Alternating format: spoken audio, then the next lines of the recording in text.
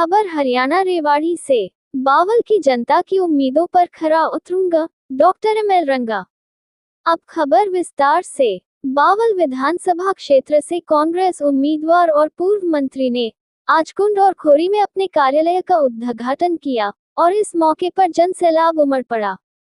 इस मौके पर क्षेत्र से टिकट के प्रबल दावेदार रहे हरियाणा लोक सेवा आयोग के पूर्व सदस्य डॉक्टर पवन धनवाल, प्रभारी और युवा कांग्रेसी नेता दिनेश राजेंद्र ठेकेदार, वरिष्ठ कांग्रेसी नेता साधु सिंह बावल और रेखा दहिया भी मौजूद थी।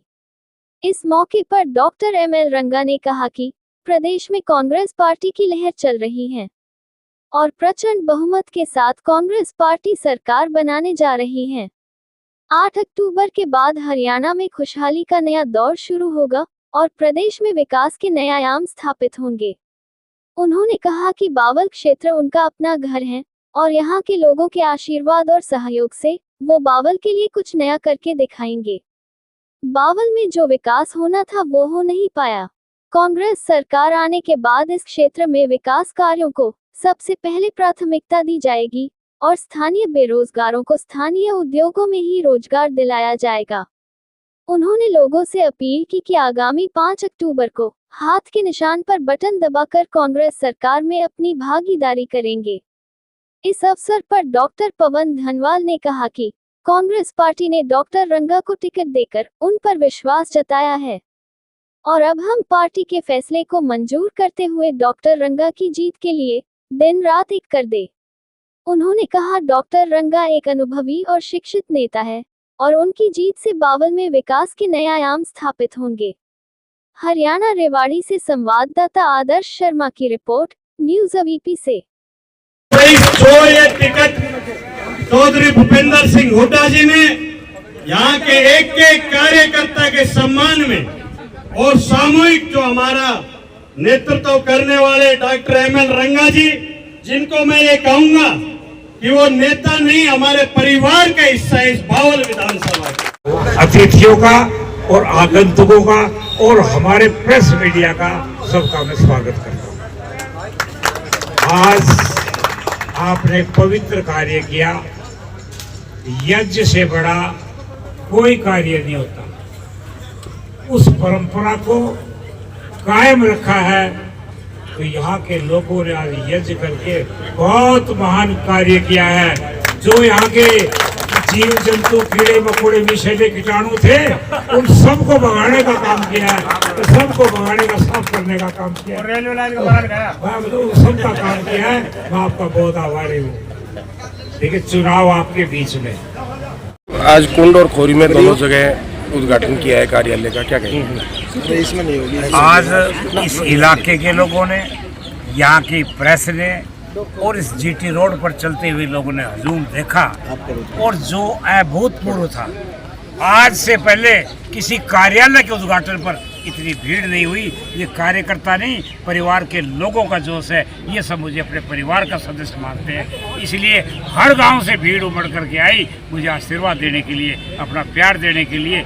और निश्चित रूप से उन्हें संकल्प लेकर के आई है कि हमने कांग्रेस पार्टी को जिताना है और बावल से डॉक्टर एमएल रंगा को जिताना, ये निश्चय करके आई। डॉक्टर साहब, अनिल रायपुर ने आप पे आरोप लगाया कि आप झूठ की राजनीति कर रहे हैं। 51 गाँव के सरपंचों ने आपको समर्थन नहीं दिया। आपने फोटो देख ली, आप फोटो देख लीजिए, आज देख लीजिए, हुड्डा साहब के साथ देख लीजिए और आने वाला भविष्य देख लीजिए। देखिए, वो नाई के से कहते भाई जजमान बाढ़ बोलो भाई जितने जितने आगे जाएंगे, तो भाई 51 ने दी, मैं तो कहता हूँ एक ने दी, चाहे कितने दी ना।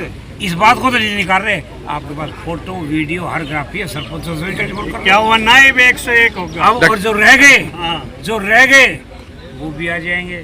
क्यों? सरपंच इस सरकार में पिटे हुए हैं, भूल नहीं सकते। जो लाठियां बांजी बरसाई गई, जिस पंचायतों का अपमान किया गया, जिस गांव का अपमान किया, सरपंच नहीं पिटे, उस गांव की पंचायत पिट गई, वो गांव के लोग पिट गए। तो पिट करके क्या वो साथ देंगे किसी का?